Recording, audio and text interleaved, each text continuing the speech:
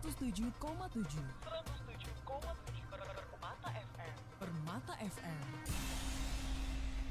Inspirasi sahabat mencerdaskan. Assalamualaikum warahmatullahi wabarakatuh. Selamat malam, salam sejahtera bagi semua sahabat Permata FM.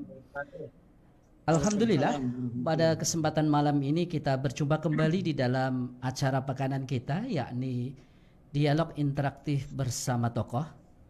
Pada hari ini tanggal 12 Agustus 2020 atau bertepatan dengan tanggal 22 Zulhijjah 1441 Hijriah. Pada malam ini kita akan membahas satu tema yang penting dengan menghadirkan narasumber kita, Bapak Haji Suripto SH. Beliau ini telah pada malam ini menjadi narasumber kedua kali. Sebelumnya dalam Rabu yang lalu pernah beliau berbicara tentang kondisi Laut Cina Selatan dan implikasi keamanannya terhadap Indonesia.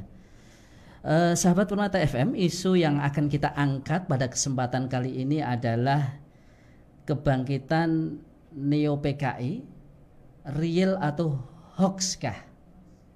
Dengan narasumber Bapak Haji Suripto SH, yang pada malam ini insya Allah kita undang beliau untuk berbicara pada di Radio Permata FM untuk mengutarakan pandangan-pandangan beliau selaku saksi sejarah tentang perlawanan beliau, keterlibatan beliau di dalam gerakan anti PKI.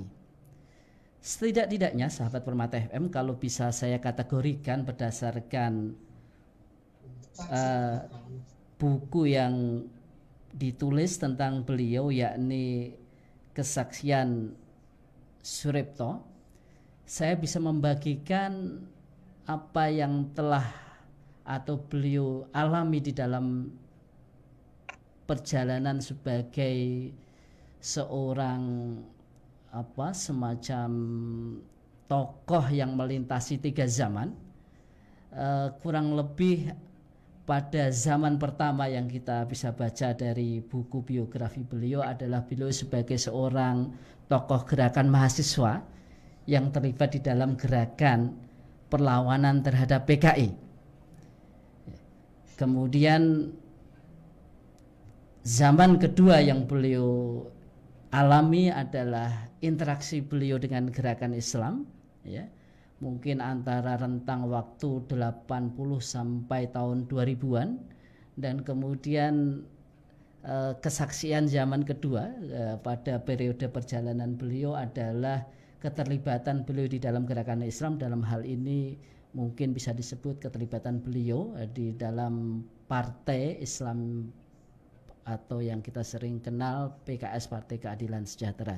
Tapi pada kesempatan malam ini sahabat Permata FM, kita akan mengajak beliau berbicara secara lebih mendalam tentang periode pertama dari 3 perjalanan hidup beliau, yakni periode ketika beliau sebagai seorang tokoh gerakan mahasiswa yang aktif melawan kebangkitan atau melawan komunisme yang semakin menancapkan kukunya setelah menang menjadi partai besar keempat di dalam pemilu tahun 55. Beliau di dalam catatan kami adalah seorang mahasiswa di Fakultas Hukum Universitas Padjadjaran yang aktif ikut memprotes, ya, tentang keterlibatan PKI dan kemudian kebangkitan PKI di dalam beberapa aksi bersama para mahasiswa yang lainnya.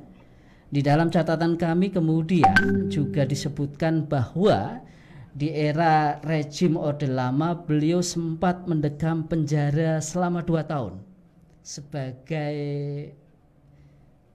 akibat atau dampak keterlibatan beliau dalam gerakan anti PKI, di mana di dalam tuduhan yang mengantarkan beliau di dalam penjara adalah karena terlibat di dalam aksi kerusuhan rasial sebagai protes terhadap kerjasama poros Jakarta-Peking. Ini kurang lebih mungkin yang akan menjadi sedikit pembuka kita di dalam dialog kita pada malam ini, untuk kita coba gali lebih jauh tentang apa yang menjadi sikap politik beliau, bagaimana beliau memandang PKI, dan kemudian segala aspek yang mungkin kita bisa elaborasi pada malam ini. Sahabat Permata FM juga nanti bisa bergabung langsung, mengajukan pertanyaan-pertanyaan baik lewat Zoom yang tersedia yang kita gunakan dalam kesempatan malam ini, atau menyampaikan pertanyaan-pertanyaan melalui Facebook streaming yang kita sediakan maupun YouTube streaming yang ada dan kita pancarkan pada malam ini. Langsung saja, tidak mengurangi waktu yang mungkin kita telah lalui selama 30 menit ya. Langsung saya sapa beliau. Assalamualaikum Pak Suripto. Waalaikumsalam. Bagaimana kabarnya? Sehat ya? Alhamdulillah sehat. Alhamdulillah. Menjadi kehormatan kami, Pak Repto bersedia berbicara kembali di Radio Permata FM, dan alhamdulillah pada kesempatan kali ini temanya cukup banyak mengundang ya sahabat Permata FM untuk bergabung di dalam Zoom yang kita miliki, atau juga di dalam streaming Facebook maupun YouTube yang kita pancarkan pada kesempatan malam ini. Mungkin sebagai pembuka dari dialog kita, saya ingin mengajukan pertanyaan singkat kepada Pak Repto, bahwa sejak kapan Pak Repto mulai menunjukkan semacam perlawanan terhadap kebangkitan PKI pada era Orde Lama? Terima kasih. Keterlibatan saya sebagai seorang aktivis mahasiswa pada waktu itu, mahasiswa Unpad dari Fakultas Hukum, ada indikasi dan gejala-gejala bahwa di Unpad itu tajam sekali pertentangan, kalau istilah sekarang itu ideologis, antara kelompok yang anti Nasakom dan yang pro Nasakom. Karena pada waktu itu di Unpad, rektornya pada waktu itu lebih condong kepada kepentingan-kepentingan membuka pintu pada pro yang Nasakom, yaitu Profesor Iwa Kusuma Sumantri. Dan beliau yang kita tahu kiri haluan pikirannya. Apakah beliau itu PKI ataukah dia murba, itu saya belum tahu persis. Tapi yang jelas memberikan peluang dan memberikan tempat untuk nasakomisasi di perguruan tinggi. Nah, dalam konteks ini itu sekitar tahun 60-an, maka korban pertama dari nasakomisasi adalah Profesor Mohtar Kusumatmaja, Dekan Fakultas Hukum. Dipecat oleh Bung Karno langsung, bukan melalui menteri tapi langsung presiden. Dan ketika itulah saya mulai mengorganisir para mahasiswa di Unpad untuk melakukan protes. Itu satu. Yang kedua, saya salah satu dari 10 orang mahasiswa Unpad dan ITB yang direkrut istilahnya oleh Kodam 6 Siliwangi, yang waktu itu asisten intelnya adalah yang kita kenal terakhir adalah menjadi Ketua MPR Republik Indonesia, dan beliau namanya Kolonel Hari Suhut pada waktu itu. Tapi ujungnya sudah Jenderal Hari Suhut. Beliau sudah wafat, dan beliaulah yang merekrut saya untuk diberikan pengetahuan dan latihan untuk bagaimana menghadapi bahaya komunis. Karena dianggap oleh Siliwangi, saya katakan Siliwangi, Kodam Siliwangi, bahwa di Jawa Barat ini kelihatannya aktivitas komunis itu begitu sudah meluas sampai ke gunung-gunung istilahnya. Oleh karena itu setelah saya selesai pelatihan, saya diterjunkan di salah satu daerah, itu di daerah Garut. Dan ketika itu daerah Garut ini dan remnya Suparjo, Kolonel Suparjo, itu ternyata condong ke kiri, condong ke PKI. Nah itulah saya untuk mengumpulkan informasi tentang kegiatan Kolonel Suparjo dan kegiatan PKI, khususnya Sarbupri yang aktif di daerah Garut, yang mereka sering melakukan kontak-kontak dengan Dandeng. Nah disitulah dasar mulai saya melakukan aktivitas anti PKI pada waktu itu. Saya katakan sekali anti PKI. Karena PKI dengan dibungkus dengan asa komisasi seakan-akan mendapat payung dari Soekarno untuk melakukan kegiatan-kegiatan politiknya secara formal dan melakukan tujuan-tujuan politiknya yang ujungnya adalah ingin berkuasa sendiri. Saya kira itulah sebagai pengantar. Mengapa saya terlibat dalam aktivitas mahasiswa. Jadi memang ternyata dari apa yang dipasparkan oleh Pak Ripto memang sudah sejak lama bersahabat dengan Mokhtar Kusumaatmadja ya, sejak mahasiswa. Iya, sampai sekarang. Beliau sekarang sedang sakit dan beliau banyak istirahat di Bogor. Tapi beliau masih hidup kan ini. Oh iya. Itu nama yang selalu saya ingat karena itu nama-nama yang saya hafalkan ketika masih duduk di bangku sekolah dasar, Pak Ripto. Mokhtar Kusumaatmadja. Mungkin pertanyaannya berikutnya adalah apa yang melatar belakangi, selain tadi sudah sedikit disinggung bahwa kekhawatiran Pak Ripto tentang PKI yang akan menguasai Indonesia, adakah alasan-alasan yang bersifat pribadi dan spiritual terhadap kegiatan anti PKI itu? Ya, saya melihat bahwa dari berbagai literatur yang saya baca bahwa komunisme itu di dalam mencapai tujuan politiknya menghalalkan segala cara. Satu. Yang kedua, ada pepatah yang ada gium yang menyebutkan bahwa religion is the opium of the people. Jadi dianggap bahwa agama ini menjadi candu buat masyarakat. Dan ini menyentuh hati saya sebagai seorang dari kecil keluarga Muslim. Tentu saja saya menolak ada gium itu. Itu yang kedua. Yang ketiga, di lapangan ternyata yang saya lihat CJMI di kampus menggunakan agitasi propaganda yang diputarbalikkan keadaan. Dan kita sebagai mahasiswa yang kritis melihat bahwa ini perbuatan-perbuatan semacam ini bertentangan dengan hati nurani, bertentangan dengan nilai-nilai akademis. Oleh karena itu, maka atas dasar 3 hal itu saya memperkuat untuk sebagai seorang yang anti komunis pada waktu itu. Khususnya gerakan-gerakan PKI pada waktu itu yang kelihatannya dibungkus oleh naskah komisasi. Kalau saya baca di dalam biodata atau buku biografi Pak Ripto, ya, Pak Ripto ini sebagai mahasiswa berlatar belakang gerakan Gemsos, gerakan mahasiswa sosialis kalau tidak salah. Benar ya? Orang sering mengasumsikan bahwa sosialisme dekat dengan PKI. Apa yang menjadi dasar Pak Ripto kemudian mengambil cara pandang menentang PKI?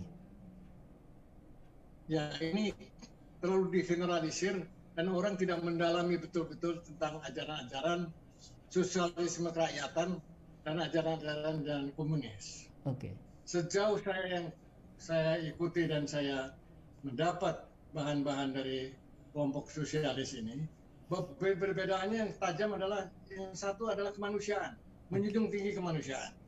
Jadi gerakan sosialis kerakyatan itu menjunjung tinggi nilai-nilai kemanusiaan dan bertentangan dengan cara-cara menghalalkan segala cara. Nah, ini menurut saya prinsip yang menurut saya berbeda antara gerakan sosialis kerakyatan dengan apa yang disebut komunis. Dan yang kedua, kalau kerakyatan ini lebih kepada nilai-nilai demokrasi, sedangkan komunis itu nilai-nilai apa yang disebut tujuannya adalah diktatur proletariat. Jadi artinya bahwa diktatur itu adalah satu tujuan untuk bagaimana bisa melaksanakan ajaran-ajaran komunisme. Oleh karena itu, jika kita lihat di berbagai negara, saya nggak mau sebut Indonesia dulu, berbagai negara di negara-negara lainnya, selalu korban di dalam melaksanakan ajaran komunis itu, korban masyarakat dan rakyat banyak sekali. Entah ada yang jutaan, misalnya saja di Uni Soviet pada sebelum Lenin itu sudah 5 juta orang, belum lagi pada waktu Stalin menjadi pemimpin di sana, sekitar 20 juta rakyat yang jadi korban dari cara-cara dan kekejaman-kekejaman di dalam melaksanakan diktator proletariat.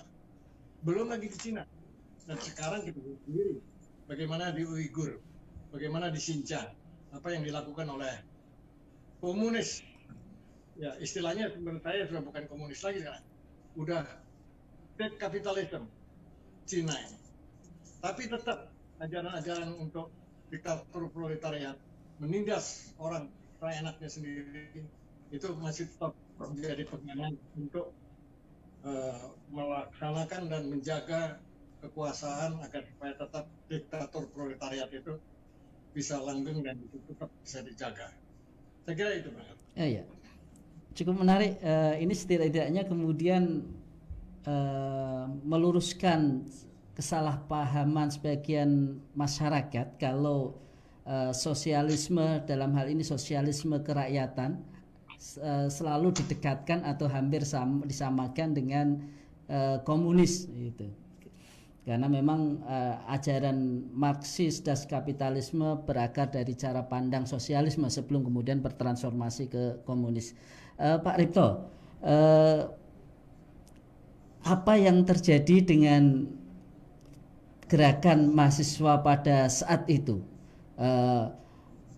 Pak Ripto pada satu sisi terlibat dalam Gemsos yang anti komunis, kemudian pada sisi yang lainnya juga ada gerakan mahasiswa lain, yakni gerakan mahasiswa Islam atau mungkin HMI yang juga anti komunis. Bagaimana peta gerakan mahasiswa pada waktu itu? Ya, pada waktu itu kalau bicara soal gerakan mahasiswa hanya tinggal HMI sama Gemsos saja. Oh, gitu. Yang jelas-jelas berhadapan dengan CGMI. Saya katakan CGMI, karena mahasiswa melawan mahasiswa lagi. Dan pada waktu itu hubungan saya dengan almarhum Adi Sasono sangat erat sekali. Dan di dalam buku saya dia memberikan pengantar bagaimana kedekatannya dia dengan saya. Dan Adi Sasono adalah salah satu tokoh HMI yang kemudian pernah ketika Habibie menjadi presiden, beliau adalah menjadi menteri koperasinya. Edi Swasono. Dan itu, ya. Edi Swasono. Jadi Adi Sasono. Adi Sasono. Adi Sasono. Iya. Adi Sasono. Adi Sasono. Oke.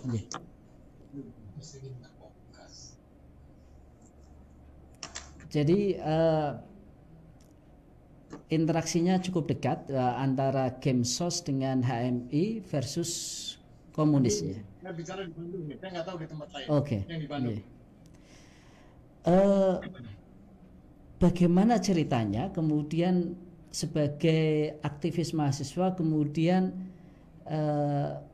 tergabung atau terlibat dalam gerakan militer, salah satu faksi militer, karena faktanya juga faksi militer ada yang berpihak kepada komunis.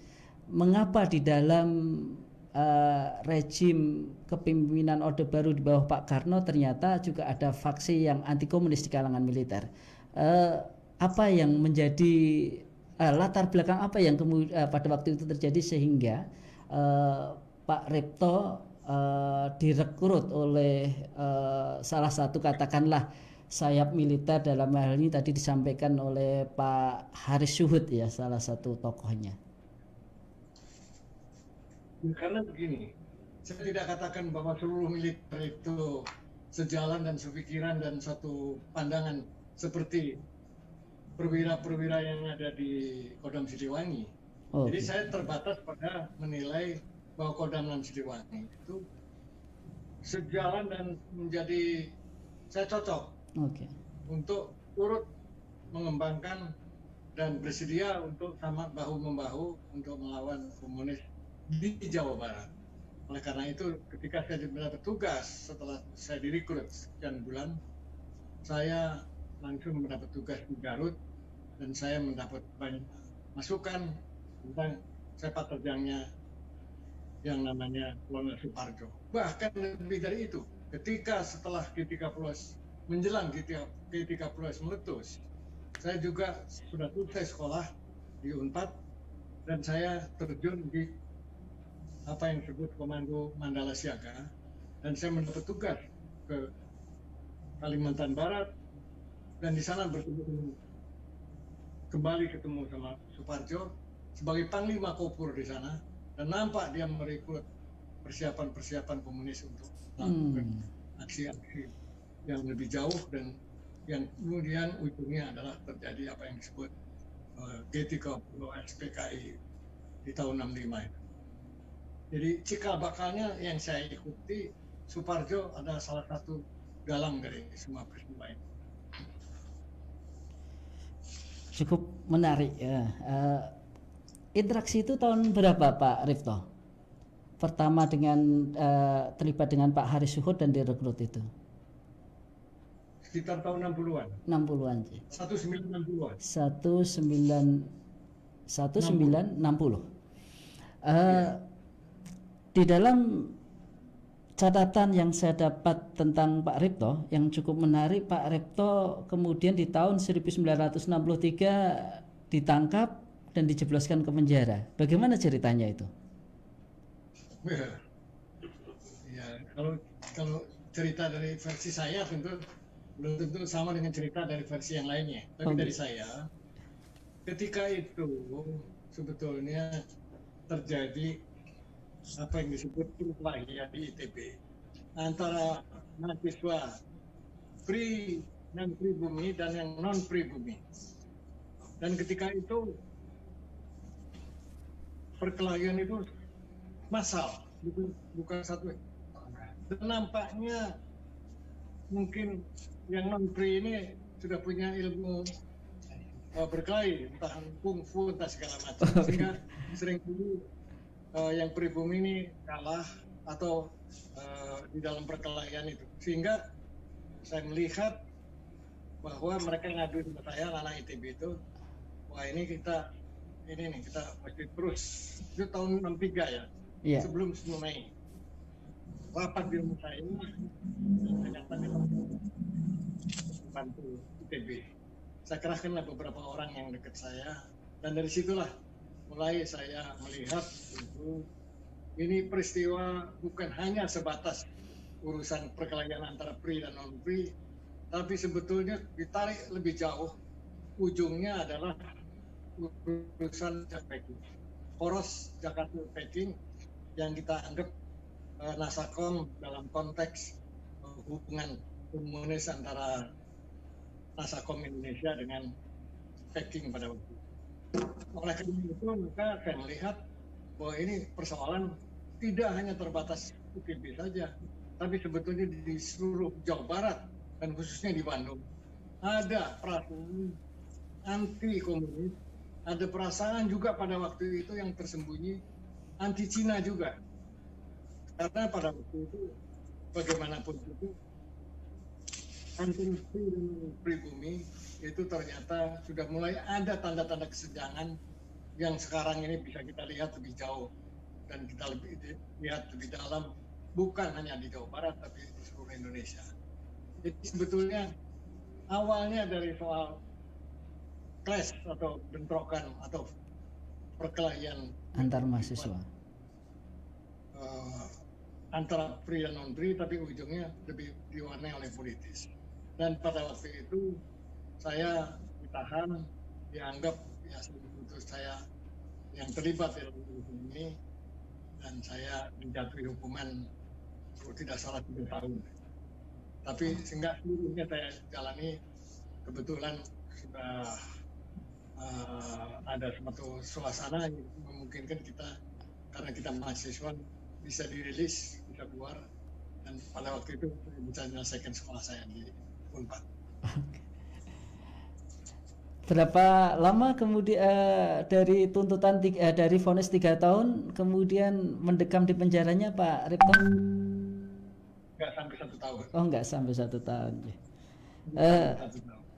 Jadi tadi kalau mungkin saya garis bawahi, diawali dari bentrokan antar mahasiswa pribumi dengan non pribumi yang kemudian menjadi semakin besar, menjadi kerusuhan rasial di Kota Bandung. Betul. Seberapa besar kerusuhan pada waktu itu? Apa hampir sama dengan kerusuhan 98 begitu? Menurut saya lebih dahsyat. Oh, lebih dahsyat ya. Karena begitu terjadi kerusuhan di ITB, tidak sampai 1 jam seluruh Bandung terjadi kebakaran di mana-mana. Mobil-mobil dan toko-toko Cina pada dibakarin. Itu Bandung. Esok hari ini sudah merambat ke Tasik sampai ke Ciamis, sampai ke Cianjur, sampai ke Bogor. Nah, ini menurut saya lebih dahsyat dari 98 apa yang terjadi di Jakarta, Pak. Karena itu kita juga nggak nyangka sampai terjadi nama ya. Tapi analisa nih, ini artinya ada pihak yang memang sudah siap menunggangi agar supaya situasi konflik itu semakin tajam, sehingga jalan untuk mengambil alih kekuasaan itu lebih dekat. Dan ini menurut saya kerjaannya komunis, kira-kira begitu. Kerjaannya PKI? Iya, PKI. Okay. Saya bilang komunis. Ya. Karena di Jawa Barat dikenal ada PKI malam juga. Apa itu, Pak? PKI malam itu PKI yang nggak terdaftar sebagai PKI, tapi kerjanya seperti PKI. Oh gitu.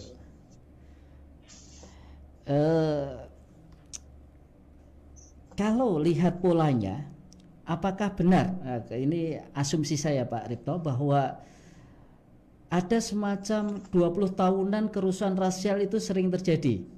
Kalau pada konteks tadi Pak Ripto pada tahun 63, kemudian tahun 80-an kerusuhan rasial juga terjadi.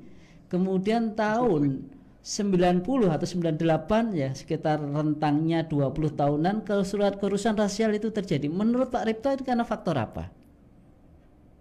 Saya nggak tahu itu. Apa saya bukan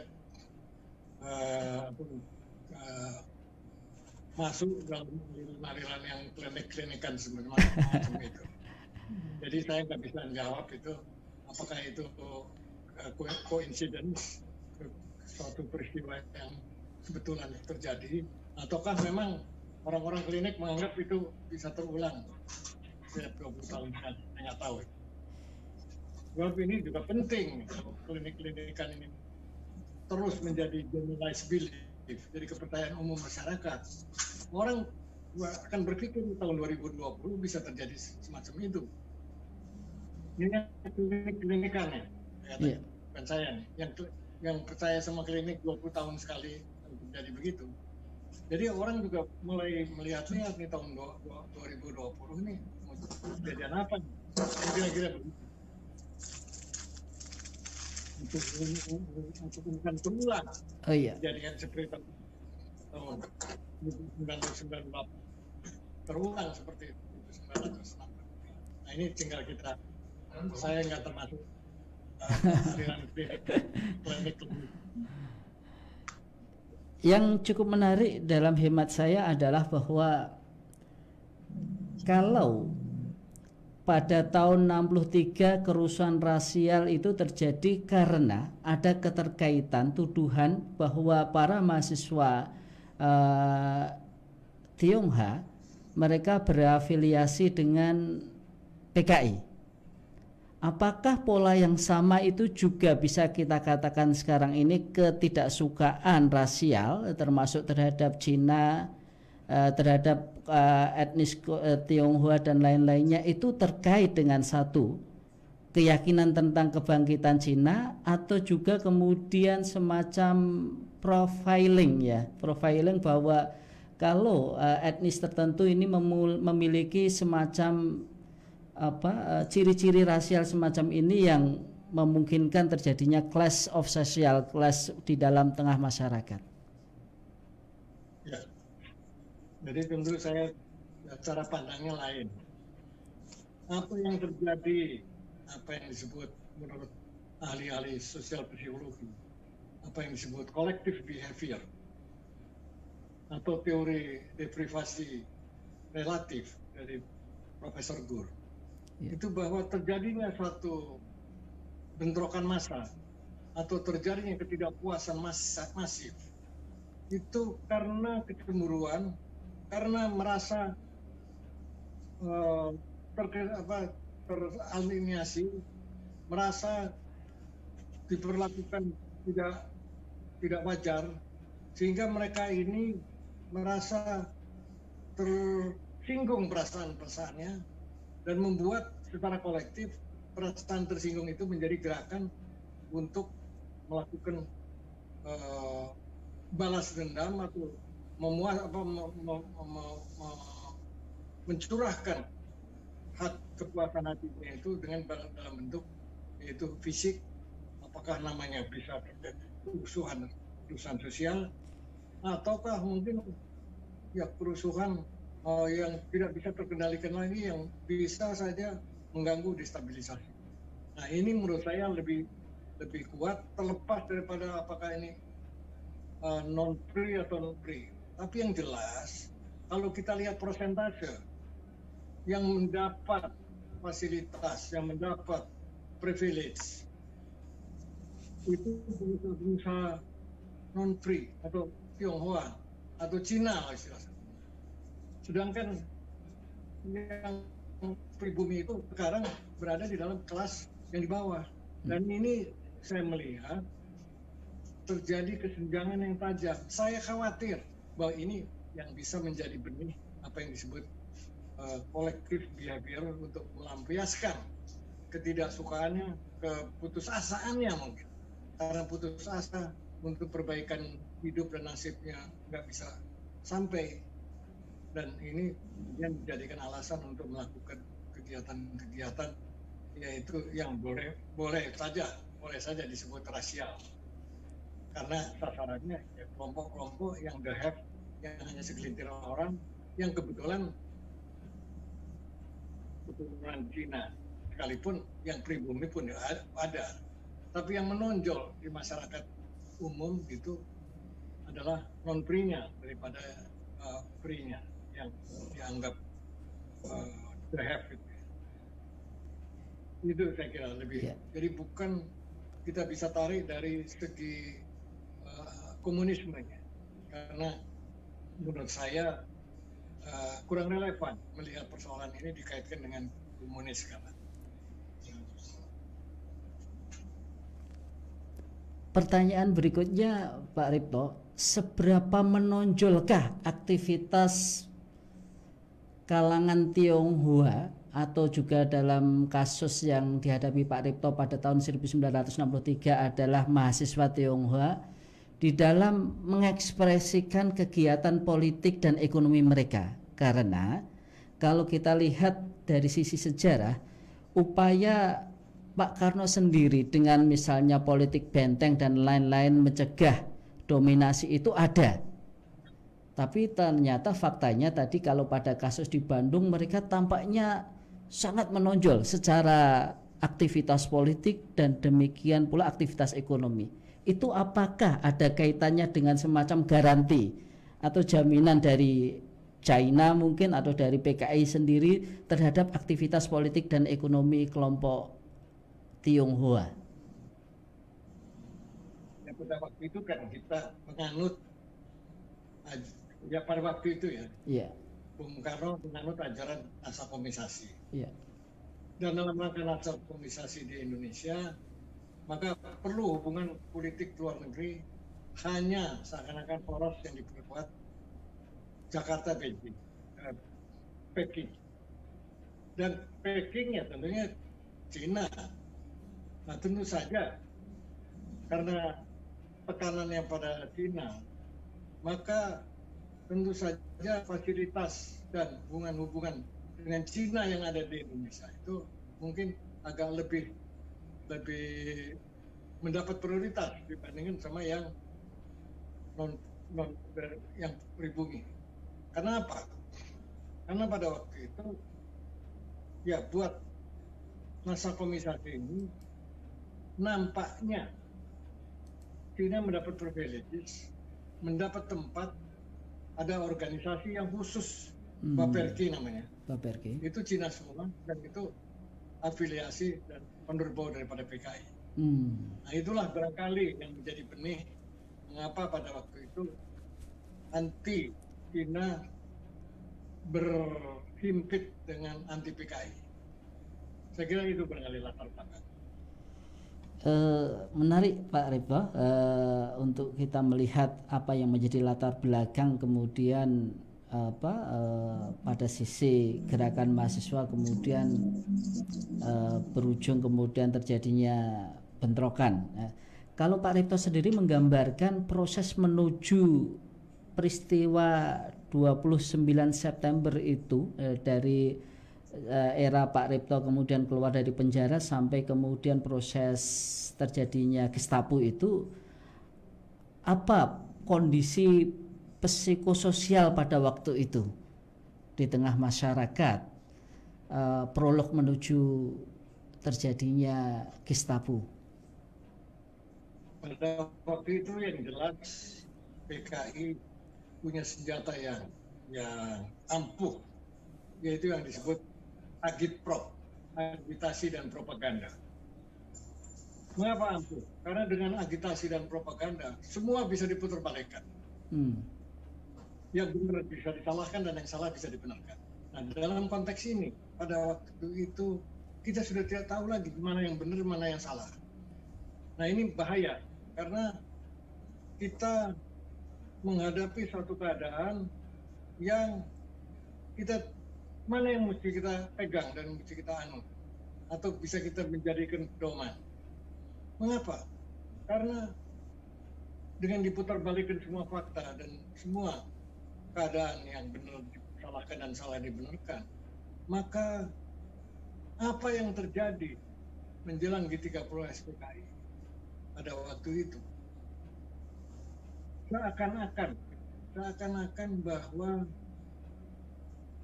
PKI itu partai yang pada waktu itu partai yang menjadi partainya rakyat dan sebagai partainya rakyat mendapat bungkus atau mendapat payung Nasakom.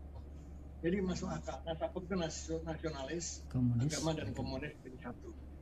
Nasakom ini di antara nasionalis dan agama ya sebetulnya ya komunis lah yang lebih menonjol dan yang lebih dominan di dalam nasakomisasi karena Bung Karno kelihatannya lebih condong itu bukan kepada nasionalisme tapi lebih condong kepada komunis. Nah dalam konteks ini maka kita akan melihat bahwa yang namanya PKI pada waktu itu mempersiapkan secara diam-diam untuk ambil alih kekuasaan. Karena dia merasa bahwa nggak bisa jalan damai atau jalan konstitusional untuk menunggu pemilu yang berikutnya. Mengapa? Karena ganjalan buat PKI pada itu adalah TNI Angkatan Darat. Sehingga TNI Angkatan Darat ini pasti kalau pemilu nanti pasti akan menghalang-halangi dan jangan sampai PKI bisa berkuasa. Oleh karena itu maka keluarlah ada yang disebut dokumen Gilchrist. Dokumen Gilchrist ini nggak tahu apa betul dari MI6 dari Inggris. dinas intelijen Inggris atau ini sulap-sulapan dari PKI. Dan di situ dikatakan bahwa di dalam dokumen Gilchrist itu bahwa ada kelompok jenderal yang ingin mengambil alih kekuasaan dan akan membentuk Dewan Jenderal. Jadi ini sudah diputarbalikkan. Kalau lihat faktanya apa yang terjadi setelah G30 SPKI. Nah itulah menurut saya sukar kita pada waktu itu meneliti dan menelusuri mana yang benar dan mana yang salah. Tapi yang jelas dengan dokumen Gilchrist ini, PKI kemudian menuduh bahwa ada Dewan Jenderal. Menuduh. Iya. Dan Dewan Jenderal ini menurut PKI bahaya. Ini yang mesti kita sikat lah. Oleh itu terjadi pembunuhan beberapa jenderal seperti yang menjadi pahlawan revolusi pada waktu itu. Kira-kira gambarannya. Yang berkaitan dengan menjelang G30 SPKI 29 September tahun 1965. Pertanyaannya berikutnya Pak Ripto, apakah menjelang peristiwa G30 SPKI, apa yang sering digambarkan oleh kalangan kelompok Islam atau kalangan kaum muslimin bahwa pembantaian terhadap para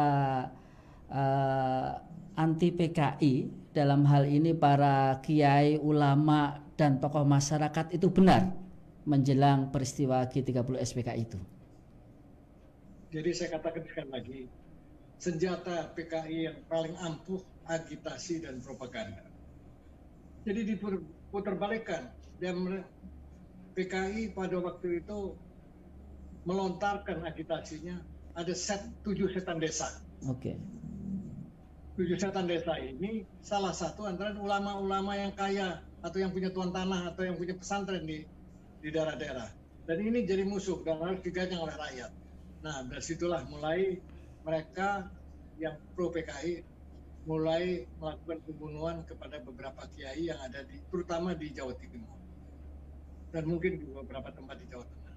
Nah, disinilah saya mulai bangkit kelompok Islam dan umat Islam untuk melawan PKI akibat dari kejadian-kejadian semacam ini. Peristiwa-peristiwa semacam ini karena saya kira beberapa ratus kiai atau ulama yang digorok sama PKI di dua tempat di Jawa Tengah dan Jawa Timur. Bagaimana? Bagaimana kemudian gagasan PKI tentang membentuk angkatan kelima? Apakah itu merupakan bagian dari prolog menuju kudeta, atau sering yang dikatakan bahwa ini adalah kebutuhan karena kepentingan Dwi Kora? Kalau menurut Pak Ripto, yang mana ini sebenarnya? Jadi begini, angkatan kelima itu kita mesti tahu dulu siapa yang disebut angkatan. Ya. Angkatan kelima itu buruh dan tani. Ya. Supaya dipersenjatai. Artinya bahwa bukan hanya Polri dan TNI saja yang bisa dipersenjatai. Ada satu angkatan baru, yaitu buruh dan tani dipersenjatai. Jadi angkatan baru ini, angkatan kelima. Nah, angkatan kelima ini ya boleh dikatakan ya PKI semua nanti yang menjadi angkatan. Karena apa? Ini penting karena dia melihat bahwa ganjelan utama angkatan darat terhadap manuver PKI yang paling jeli angkatan darat, TNI angkatan darat, dan khususnya yang saya tahu Siliwangi, Kodam Siliwangi.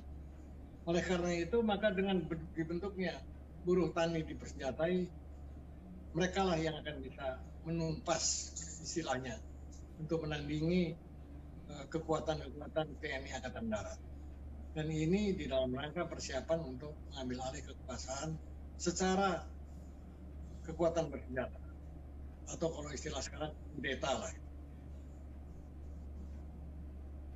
Jadi mereka sudah tidak melihat harapan lagi pemilu itu bakal menang kalau saya lihat, sehingga buru-buru untuk melakukan kegiatan-kegiatan yang disebut semacam kudeta. Tapi apakah itu juga ada kaitannya dengan dorongan-dorongan dan tekanan atau himbauan atau perintah dari luar negeri, entah dari Beijing atau dari negara komunis lainnya, saya nggak tahu. Tapi yang jelas, konon kabarnya, semua itu yang terjadi tidak lepas dari sepengetahuan Peking. Saya nggak tahu sampai berapa jauh itu kebenaran itu, tapi desas-desus atau informasi yang belum aktual pada waktu itu, seakan-akan ini ada semacam instruksi atau pengetahuan dari Peking. Saya kira itu. Tadi sudah disinggung oleh Pak Ripto bahwa ada faksionalitas di TNI yang bisa dikatakan sebagai kelompok TNI yang anti PKI, yaitu di Angkatan Darat. Sebenarnya peta militer atau TNI ABRI pada waktu itu seperti apa sih Pak Ripto? Dalam pandangan Pak Ripto, peta menjelang kudeta. Ya pada waktu itu yang saya kan masih lokal saya, pengetahuan saya. Okay. Yang saya tahu ya kalau TNI Siliwangi, TNI Angkatan Darat dan Siliwangi jelas anti PKI. Saya nggak tahu kodam-kodam lainnya. Baru setelah meletus P13 PKI baru kita tahu bahwa ternyata elemen-elemen kodam di Ponorogo maupun Brawijaya itu ada yang pro PKI kuat. Yeah. Jadi artinya dengan kata lain TNI Angkatan Darat pun tidak bisa kita katakan seluruhnya adalah anti PKI. Karena beberapa elemen atau perwira-perwira yang ada di Ponorogo berasal dari kodam di Ponorogo dan Brawijaya, ternyata ada indikasi pro sama PKI. Itu yang saya bisa jawab. Sahabat Permata FM, mungkin kita jeda sejenak untuk memasuki ke segmen berikutnya. Nanti ada beberapa segmen yang ingin kita perjelas di dalam diskusi kita dengan Pak Ripto. Sahabat Permata FM, mohon maaf jika ada beberapa peserta Zoom yang mau masuk tampaknya belum bisa masuk karena memang ada keterhambatan teknis. Tapi Anda bisa mengikuti acara kita seandainya tidak bisa mengakses lewat aplikasi Zoom, bisa mengikuti di Facebook Permata FM maupun YouTube Permata FM. Kita break sebentar untuk mendengarkan dendang lagu berikut ini. Selamat menyimak. Mengingat memori semua juga belum tentu kuat. Apa yang saya ingat luar biasa.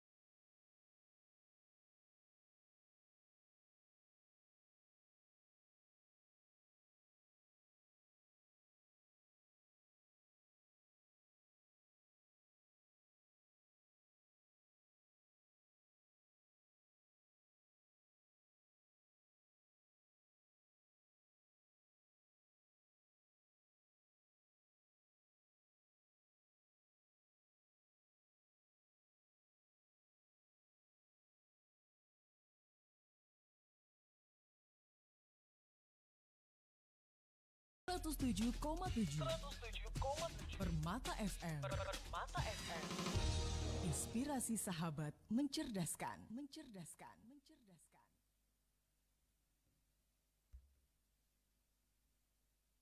Bersama kembali bersama saya Ahmad Zakirin di dalam dialog interaktif bersama tokoh. Malam ini kita berdiskusi dengan Bapak Haji Suripto membahas tentang kebangkitan PKI, real atau hoax dalam sudut pandang saksi sejarah. Langsung saya sapa kembali Pak Ripto. Assalamualaikum Pak Ripto, dan masih mendengar suara saya?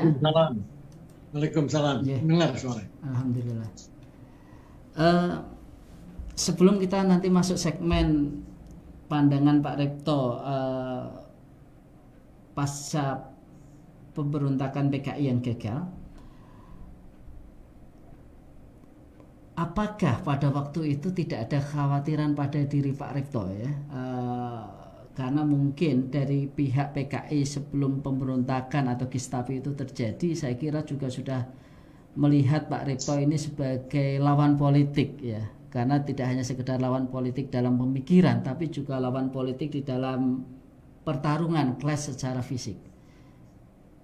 Apa yang ada dalam benak Pak Ripto pada waktu itu bersama dengan teman-teman dalam gerakan anti PKI?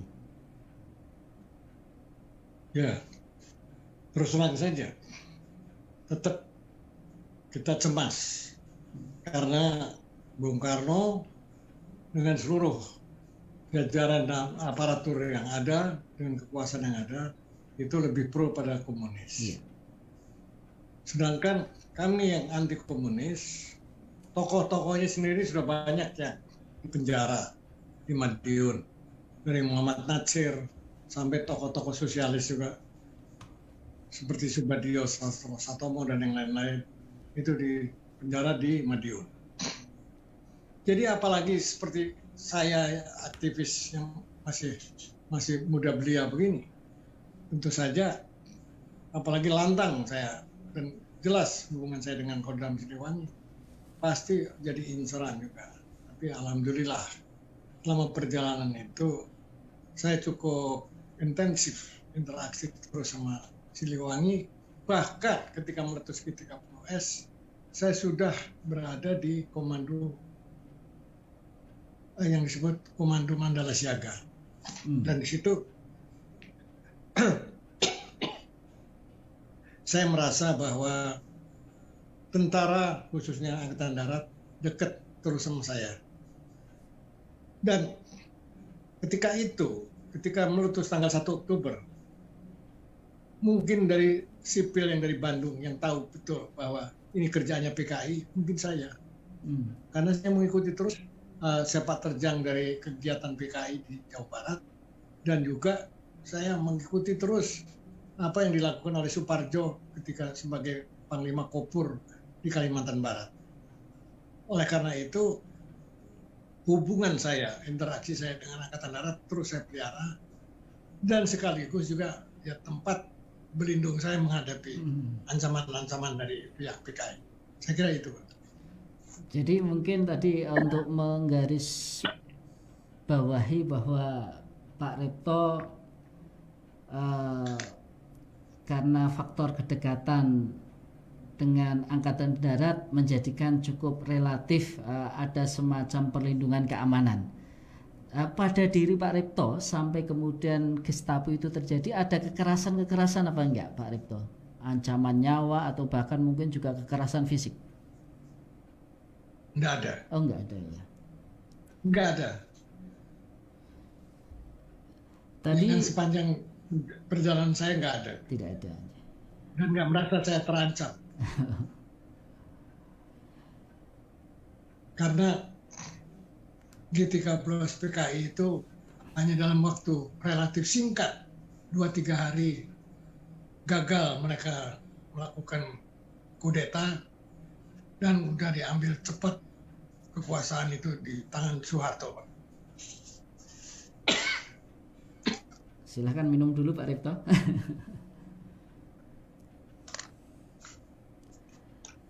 Iya. Pak Ripto lulus Iya, jadi dari kuliah tahun berapa Pak Ripto? Pasca 64. GT 6? 64. Oh 64. Pak, sebelum Gestapo ya? Sebelum 64. 64. Pada waktu Gestapo itu terjadi, Pak Ripto berada di mana? Saya ada di Jakarta. Saya sudah katakan saya sudah menjadi milsuk, militer sukarelawan di Komando Mandala Siaga, dan pada waktu itu mendapat tugas tadi saya katakan untuk ya istilahnya mengamati kegiatan Suparjo sebagai Panglima Kopur yang ada di Kalimantan Barat. Oh, iya. Jadi saya sudah lulus sekolahnya dan sudah menjadi militer sukarelawan. Dengan pangkat Sekalipun, ya Pak? Dengan ada pangkat? Enggak pakai pangkat. Oh enggak pakai pangkat? Saya kalau tinggal pasang aja mau jadi kapten apa mayor. Tinggal pasang aja. Pasang pangkat. Tapi saya enggak. Jadi walaupun sebenarnya statusnya militer tapi tanpa pangkat, itu pilihannya Pak Ripto ya? Iya, bukan militer sukarelawan. Ketika itu setelah dibentuk ada Komando Mandala Siaga, kemudian setelah dari Komando Mandala Siaga ada Komando Operasi Tertinggi, saya ditaruh di gabungan 1, saya copot semua itu. Apa namanya, istilahnya sandang yang saya pakai sebagai militer sukarelawan, saya kembali menjadi sipil. Tapi sempat ada kepangkatannya Pak Ripto? Saya nggak pernah inget apa perlu pangkat apa enggak. Yang penting militer sukarelawan. Saya nggak pernah mikir itu. Oh gitu ya. Saya pikir kalau kemudian nanti maka dari itu setelah itu kok kita walau ada milsuk tapi kok tidak ada kemudian pangkat yang melekat pada Pak Ripto gitu. Namanya juga milsuk, militer sukarelawan. Oh gitu ya Pak. Suknya itu sukarelawan, militer sukarelawan. Jadi suka-sukanya lah. Mau pakai kapten, mau pakai mayor, apa pakai letnan, gitu. Namanya sesuka-sukanya. Milsuk itu, militer sukarelawan. Oke. Itu sarjana-sarjana, yang semuanya sarjana. Ya. Dari IKIP, dari ITB, dan dari UNPAD, yang dari Bandung. Kita kira-kira semua kalau nggak salah tidak kurang dari 100 yang ikut dapat milsuk. Dari keterlibatan di milsuk sampai kemudian Pak Ripto diceritakan kemudian masuk ke dunia intelijen, itu pada saat sebelum G30 SPKI atau setelah G30 SPKI? Setelah G30 SPKI. Setelah G30. Jadi setelah milsuk ditanggalkan dari Komando Mandala Siaga pindah ke gabungan 1 Koti. Koti itu Komando Operasi Tertinggi.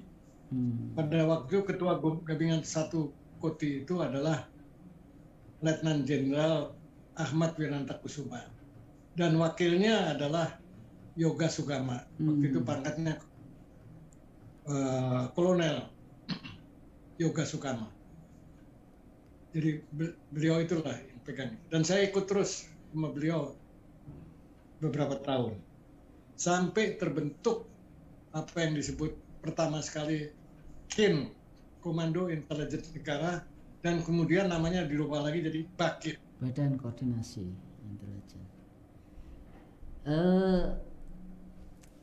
Pak Ripto, saya mau bertanya tentang, karena bagaimanapun sekarang kita coba kalau misalnya buka di Wikipedia, salah satu sumber informasi tentang segala hal, termasuk bahkan kemudian tentang PKI, tampaknya ada narasi yang berbeda yang kita bisa baca Wikipedia tentang PKI pada era awal reformasi atau pada masa sekarang. Ada sebagian tuduhan yang mengemuka bahwa narasi yang sekarang dikembangkan, entah siapa yang mengedit di Wikipedia, bahwa pemberontakan PKI itu karena kesalahan satu kalangan umat Islam, dan yang kedua adalah karena kesalahan Angkatan Darat, bahwa mereka mengatakan bahwa apa yang disebut sebagai pemberontakan itu adalah asumsi yang dikembangkan oleh rejim Orde Baru, bahwa pada dasarnya ini merupakan pekerjaan kelompok-kelompok Islam, ormas-ormas Islam pada masa saat itu, ya mungkin ada tuduhan terhadap NU dan Muhammadiyah, dan yang kedua ini pekerjaan intelijen dari Angkatan Darat. Bagaimana Pak Ripto memandang ini? Ya, ini sama saja seperti seseorang menanyakan sesuatu, mana yang lebih duluan, telur apa ayam dulu? Jadi artinya kalau kita melihat semua peristiwa yang terjadi, tentu saja ada yang mengatakan telur dulu yang duluan, bukan ayam dulu. Nah, oleh karena itu maka apa yang terjadi itu bisa saja diputarbalikkan, dan bisa saja sejarah itu tidak murni dan seobjektif 100%. Karena apa yang saya dapat dari Ustadz saya, almarhum Ustadz Hilmi Aminuddin, beliau mengatakan sejarah yang paling benar itu baca di Al-Quran. Jadi artinya dengan kata lain, sejarah yang ada semua beredar di mana-mana pun tetap tidak 100% benar, kecuali apa yang ditulis di dalam yang disebut di dalam Al-Quran. Sejarah Nabi Yusuf, sejarah Nabi Isa, sejarah semua. Nah, itu yang boleh bisa dipercaya. Yang lainnya diragukan atau nggak 100% benar lah, kira-kira gitu. Jadi itu jawaban saya ya. Jadi mungkin bisa dikatakan, ya, kira-kira begitu. Oh gitu. Bisa dikatakan bahwa kemudian sebagian klaim, bahkan termasuk dari kalangan PKI sendiri, bahwa ada 100% itu juga bukan sepenuhnya pemberontakan mereka, boleh jadi benar begitu Pak Ripto? Ya itu tadi telur sama ayam. Ada yang bilang kalau kita baca Cornell paper itu mengatakan bahwa ini kerjaannya CIA kan.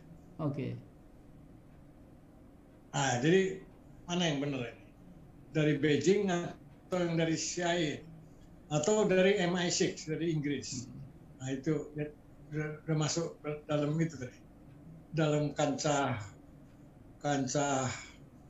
perdebatan yang sampai ini hari belum bisa diselesaikan, dan mungkin sampai terus akan semua bertolak pada sudut pandang masing-masing yang membenarkan dan memperkuat pendirian pandangannya bahwa sejarah yang mereka susun dan mereka kembangkan. Oleh karena itu, kalau bahasa gampang itu, bisa PKI, bisa juga Peking, bisa juga CIA, bisa juga MI6 dengan dokumen Gilchrist tadi. Saya kira itulah kira-kira.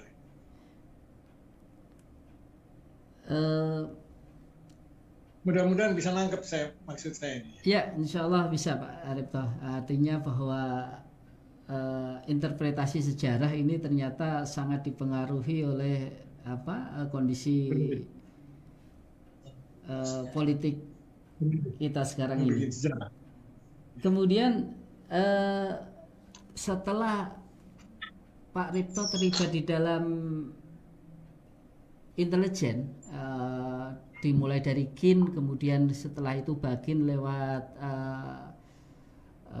Pak siapa tadi, maaf saya lupa, tapi intinya begini, yang saya tanyakan apakah halo ya Pak Yoga Sugama, ya maaf, Yoga Sugama, itu juga yang saya hafalkan ketika SD, itu ketua Bagin Bapak Yoga Sugama. Apa yang menjadi perhatian setelah berada di dalam institusi intelijen pada saat itu? Apakah perhatian Pak Ripto ada masih seputar terhadap ancaman sisa-sisa PKI, atau kemudian perhatian Pak Repto kemudian beralih kepada isu yang lain ketika terlibat di dalam dunia intelijen pada saat itu? Kebetulan saya tugasnya mendalami soal-soal komunisme ketika saya setelah di 30S, setelah saya di Badan Intelligence pernah membantu Pak Yoga. Yeah. Maka pada tahun 1970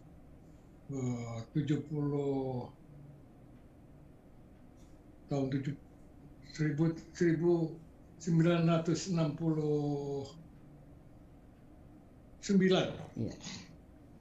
saya mendapat tugas ke Pulau Buru, tempat tahanan Tapol Golongan B. Ketika itu saya bersama-sama Profesor Fuad Hasan dan bersama-sama dengan Panglima Kopkamtib, Jenderal Sumitro. Ketika itu kesimpulan saya dapat selama saya di Pulau Buru, ada dua hal yang penting. Yang menurut saya itu yang perlu kita sama-sama telusuri dan kita camkan pandangan saya. Yaitu pertama bahwa ternyata korban Tapol Golongan B itu ideologis boleh dikatakan nggak lebih dari 5%. Yang lainnya itu kena atau kemakan oleh agitasi propagandanya PKI. Itu musuh rakyat adalah 7 setan desa dan segala macam. Itu antara lain. Jadi umumnya mereka korban dari agitasi propaganda. Itu satu. Yang kedua, yang menurut saya penting adalah bahwa apa yang disebut keluarga PKI itu kan nggak bawa anak-anaknya. Mereka di Pulau Buru. Kemana itu anak-anaknya? Masa nggak punya anak mereka itu? Menurut saya sekurang-kurangnya ratusan ribu anak yang ditinggalkan orang tuanya dan diasuh. Siapa yang asuh? Dan kemana mereka itu? Nah, inilah yang menurut saya perlu didalami oleh pemerintah, dan saya usulkan pada waktu itu supaya ada penelitian dan pendalaman yang lebih jauh tentang anak-anak orang PKI. Orang PKI artinya yang sudah jadi korban PKI, termasuk tadi yang tidak ideologis, tidak ideologis. Yeah. Ternyata yang nampung, yang saya tahu adalah yayasan-yayasan Katolik. Tidak semuanya yayasan Katolik, tapi ada beberapa, 2 atau 3 yang menampung anak-anak orang PKI. Yang lainnya mereka terlantar, entah kemana, nggak jelas. Mungkin ada saudara-saudaranya dititipkan, tapi juga mungkin bisa jadi gelandangan. Yang menjadi persoalan buat saya, kalau mereka itu umur 10 tahun pada waktu itu, atau 8 tahun, sekitar tahun 70 lah. Sekarang kan umurnya sekarang kan sudah sekitar 50-an.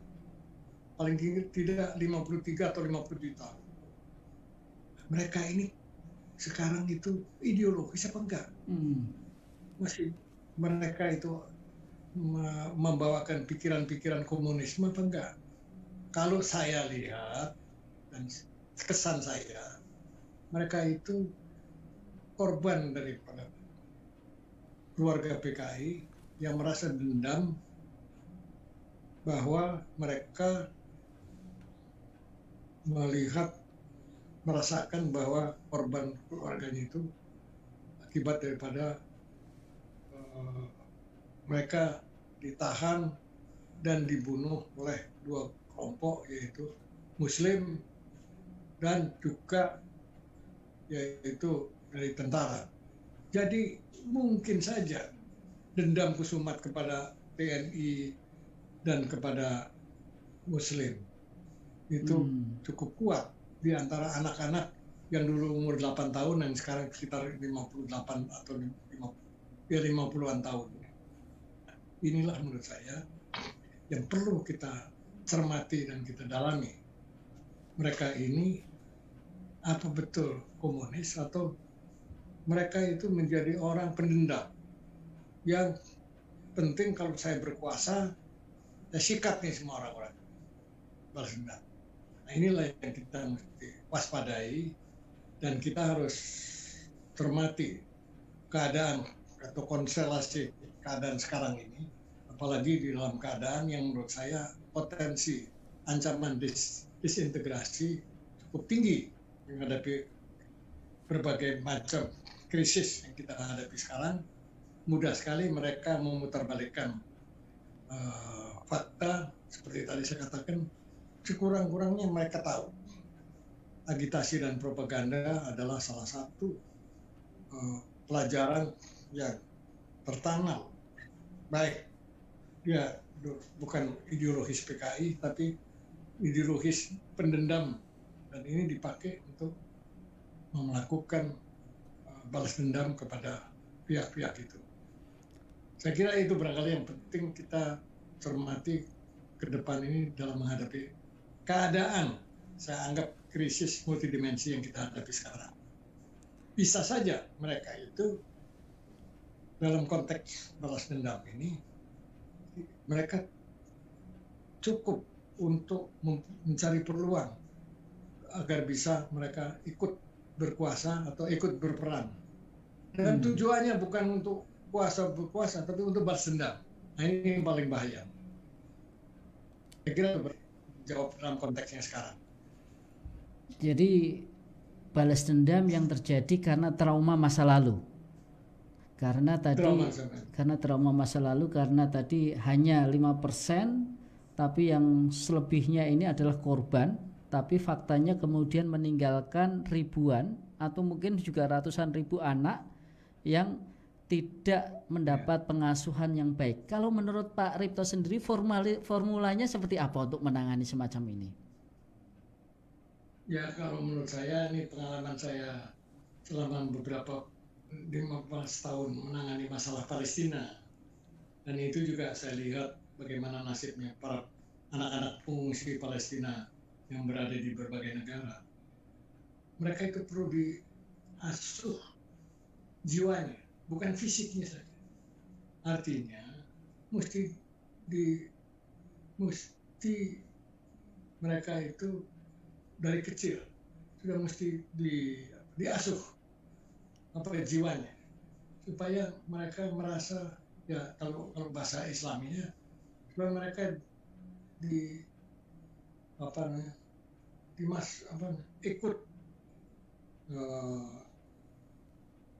ikut mengikuti satu, terutama kalau yang Islam, ya masuk Islam yang betul dan mulai ditanamkan ajaran-ajaran Islam yang baik, terutama jiwanya, supaya dia hilang rasa balas dendam, rasa membalas, karena itu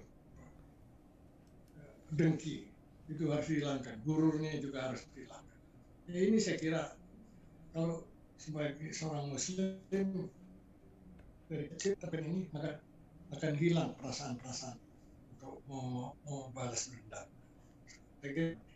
Hanya mungkin saja formula pengasuhan semacam itu kan mungkin sudah ketinggalan sekali, karena mereka ini sudah. Iya, betul. Kan tadi kan saya bicara supaya ada konsep semacam ini. Okay. Tapi sekarang kan sudah terlanjur. Sekarang bagaimana nanganinya? Ya sekarang nanganinya gampang. Kalau dia melanggar hukum dan dia balas dendam, ya ada hukumannya. Okay. Tegakkan hukuman sesuai dengan perbuatan dan perilaku mereka yang melanggar hukum. Kalau dia membunuh, ya hukumannya ada. Saya kira itu aja, tegakkan hukum tanpa pandang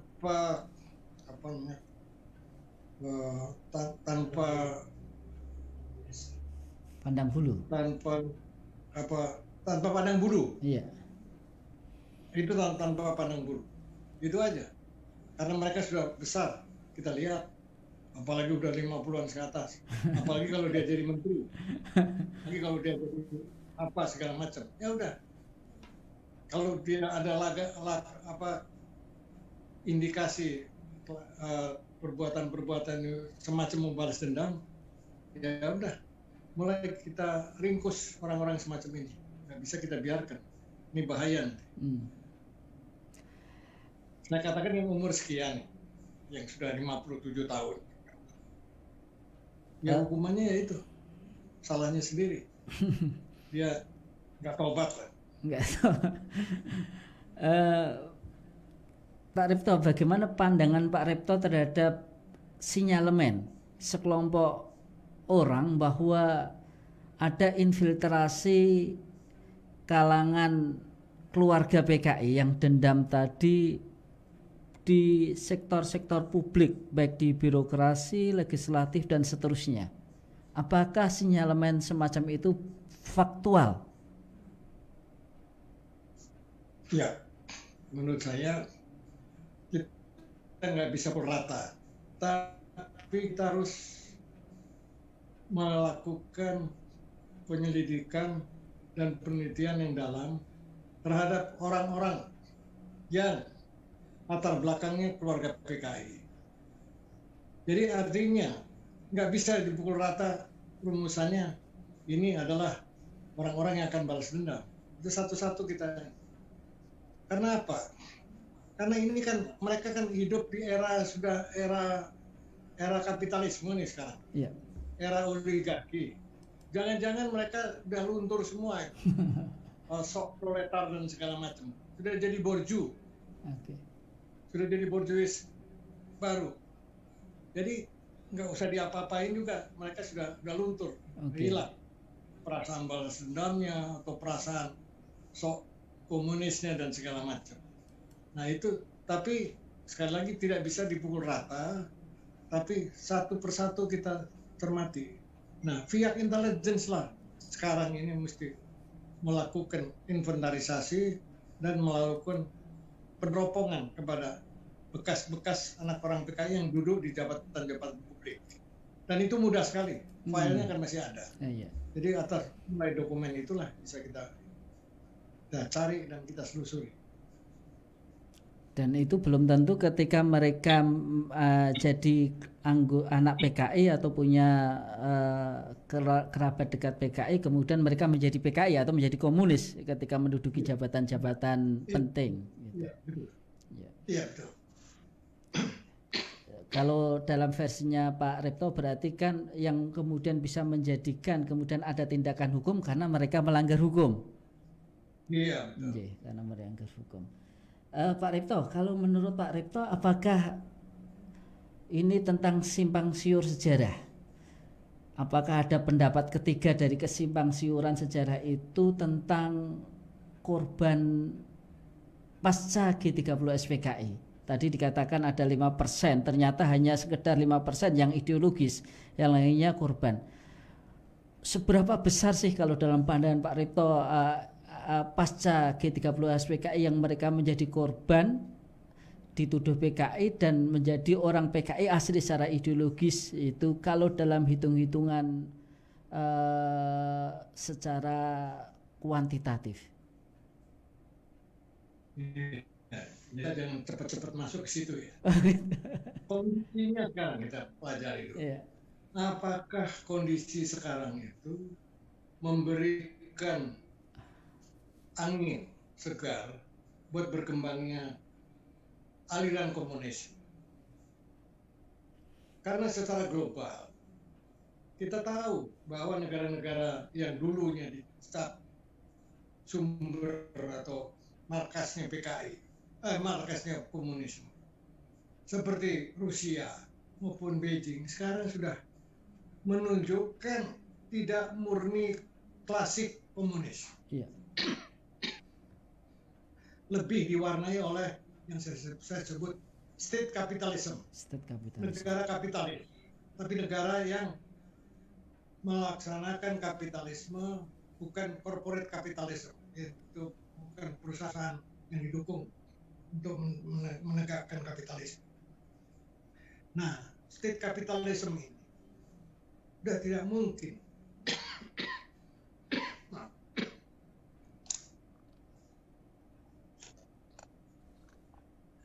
mungkin untuk mengajarkan lagi ajaran-ajaran komunis yang klasik. Mengapa? Karena kapitalisme ini mempunyai ciri-ciri dan cara-cara bagaimana seseorang perilakunya berubah. Ya. Itu bahasa katanya jadi borjuis. Lebih senang. Udah senang rumah bagus, udah senang materialisme lah, lebih kuat. Hedonisme lebih menonjol, bahasa gampang. Jadi tidak mudah. Itu pertama dari segi kapitalisme. Yang kedua dari organisasi. Sekarang ini sudah tidak ada Komintern, Komunis Internasional yang mau merekrut kader-kader komunis sedunia. Sama patronnya sama, polanya sama. Sehingga penerapannya nanti sesuai dengan kondisi di negara-negara itu. Nggak ada komentarnya. Jadi setelah tembok Berlin runtuh, tahun berapa itu? 69 apa? Itu sudah boleh dikatakan komunisme. Itu menurut saya ya. Itu sudah nggak laku lagi barang jualan. Yang laku sekarang ya itu tadi, oligarki. Atau ya kapitalisme. Nah inilah menurut saya, kalau suatu negara seperti misalnya Cina menerapkan state capitalism, dan state capitalism ini mempunyai ciri di satu sisi ideologis yang dasar masih tetap dipegang, tapi di sisi lain ajaran-ajaran kapitalisme ini diterapkan. Itu yang disebut one country, two system. Yeah. Ini bahaya. Karena dia akan meluaskan, apalagi seperti Cina, yaitu sayap pengaruhnya bukan melalui ideologis, tapi melalui pada hegemonis. Jadi negara hegemonis. Oleh karena itu, apa yang disebut obor, itu bagian dari untuk menerapkan hegemonisme di seluruh dunia oleh Beijing. Obor itu one,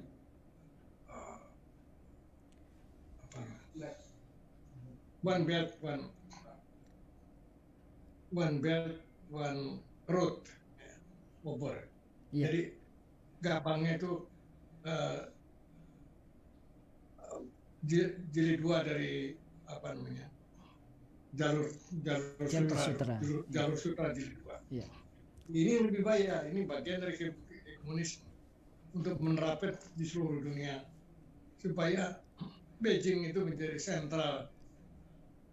sentral dari pusat kekuasaan yang bisa mengendalikan dunia. Kira-kira begitulah. Semoga ada waktu ini Pak Repto. Pertanyaan saya berikutnya adalah, jika komunis itu tidak memungkinkan secara ideologi maupun organisasi untuk tumbuh, maka apa yang disebut sebagai ancaman neokomunis sekarang ini menjadi tidak relevan. Ya, ini istilah dari mana datangnya nih? Ada neokomunis. Ya. Bahkan ada yang menyebut KGB, komunis gaya baru. Oh gitu. Jadi, itu istilah dari mana? Karena apa? Komunis ya komunis. Neo, pakai neo segala macam itu mesti ada penjelasan. Iya. Sebab yang saya tahu itu ada seorang pemikir dari negara Yugoslavia, bekas Yugoslavia, Zizek, bahwa dia mengatakan bahwa komunis itu ada ajaran komunis baru yang lebih menitik beratkan kepada bukan lagi pada kekuasaan, tapi lebih kepada bagaimana meningkatkan kasarnya itu kesejahteraan masyarakat. Iya. Artinya, jadi ya bukan dari negara, tapi kesadaran masyarakat lah yang memberikan kesejahteraan, dan inilah komunis yang sebenarnya menurut Zizek.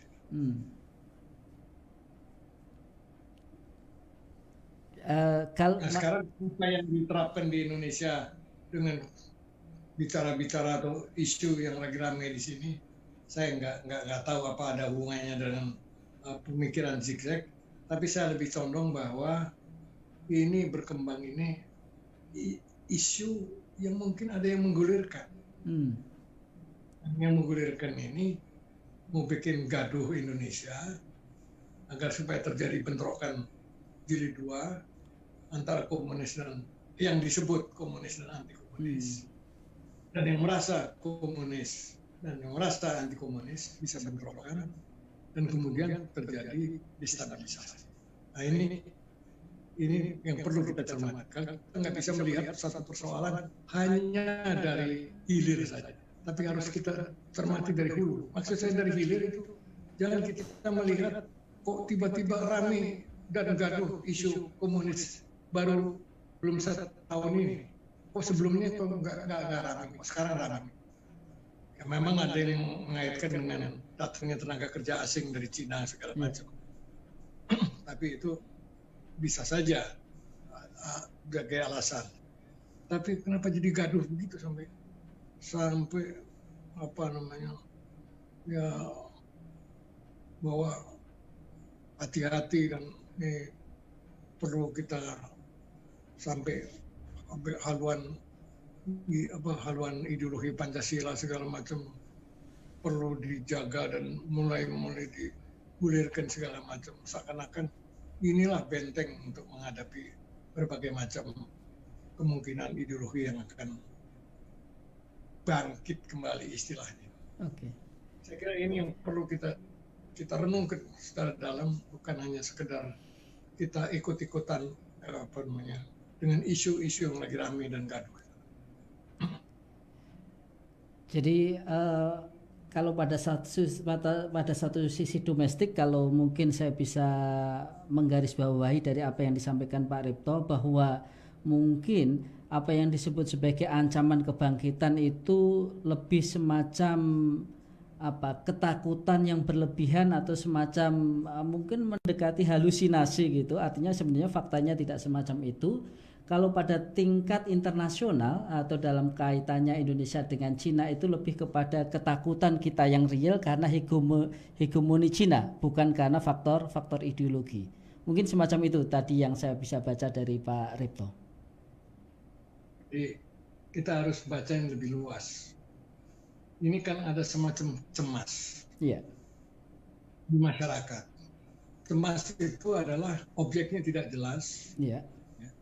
Kemudian yang berkembang isu yang tidak jelas objeknya, maka karena objeknya tidak nyata, maka mencari-cari apa yang bisa menimbulkan jadi kita merasa cemas. Maka kita mesti melihat mengapa bangsa ini sekarang lagi cemas. Bukan hanya COVID-19, bukan hanya keadaan ekonomi yang sekarang lagi terpuruk, tapi juga dari segala sektor, dari dimensi segala macam. Menurut saya kita cemas karena negara kita sekarang ini ya harus sadar bahwa ancaman potensi disintegrasi ini cukup kuat karena berbagai krisis yang terjadi di berbagai dimensi, baik dari ideologis, baik dari politik, ekonomi. Misalnya ekonomi kita udah nggak jadi tuan di rumah sendiri, kemudian di politik ya kita menjalankan politik bebas aktif di luar, dan kemudian politik di dalam negeri juga tidak penegakan hukum, misalnya melalui pilpres dan segala macam pemilu yang kemarin terjadi koreksi atau penyelewengan atau penyimpangan. Nah, jadi ini adalah yang menimbulkan cemas, bukan dari komunis sendiri, tapi berbagai krisis yang bertumpuk menimbulkan kita cemas. Lantas seakan-akan ini gara-gara PKI. Itu menurut saya agak beda pandangan saya sama yang lain-lain. Cukup menarik Pak Ripto. Saya kira ini memberikan pemahaman karena bagaimanapun kecemasan itu faktanya ada hadir di kalangan kelompok-kelompok Islam, sehingga kemana-mana selalu isunya adalah kebangkitan komunisme. Itu. Jadi apa yang disampaikan Pak Ripto ini setidak-tidaknya sebagai seorang saksi sejarah melihat pola latar dan kemudian perjalanannya, kemudian sampai kepada kesimpulan semacam ini yang intinya bahwa apa yang terjadi di Indonesia ini karena faktor multifaktor yang kemudian melahirkan kecemasan. Hanya saja kemudian secara sosiologis kecemasan itu membutuhkan kambing hitam dan masyarakat kita lebih mudah untuk kemudian mewujudkan kambing hitam itu ya pada isu semacam itu. Mungkin kurang lebih semacam itu, benar ya Pak Ripto? Iya, betul. Oke. Ternyata tidak terasa sudah 1,5 jam Pak Ripto kita berbincang ya, dan banyak hal yang tentunya kemudian kita bisa dapatkan yang pengalaman Pak Ripto dan romansa di dalam pergerakan anti komunisme yang saya katakan tadi, kalau berkaitan dengan perjalanan Pak Ripto ini fase zamannya pertama Pak Ripto begitu ya, ini di dalam gerakan mahasiswa anti komunisme.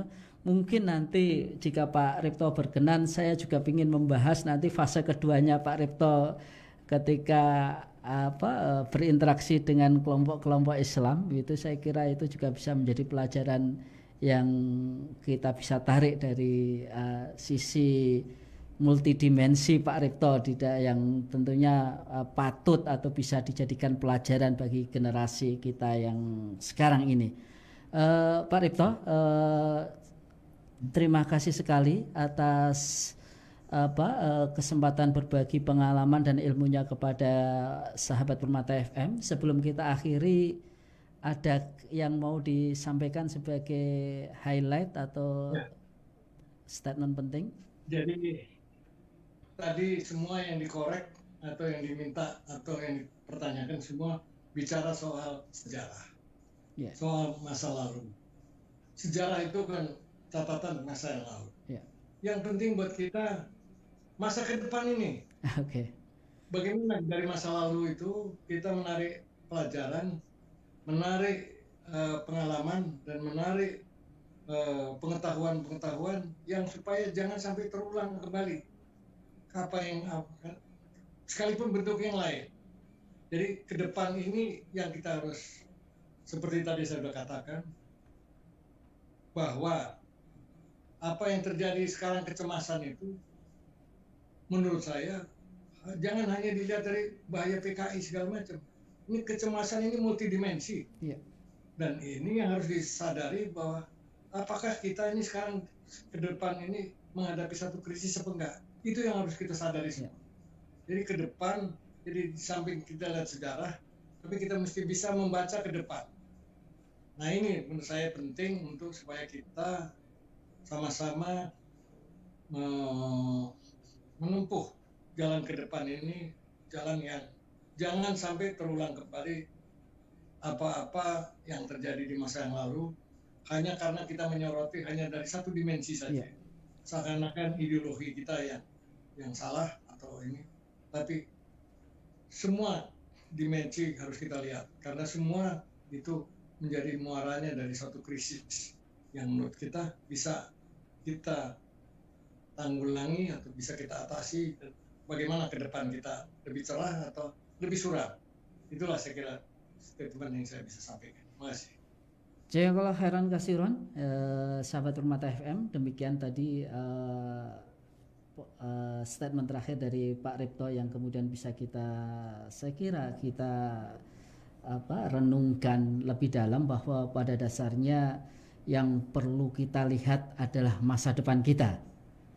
Apa yang akan terjadi pada masa akan datang dan bagaimana kita melihat permasalahan di masa datang itu, karena berawal dari problem multidimensional kita. Dan tadi juga disinggung oleh beliau bahwa kalau kita berbicara tentang sejarah, maka itu merupakan salah satu elemen yang menjadi salah satu di antara berbagai pertimbangan yang lainnya.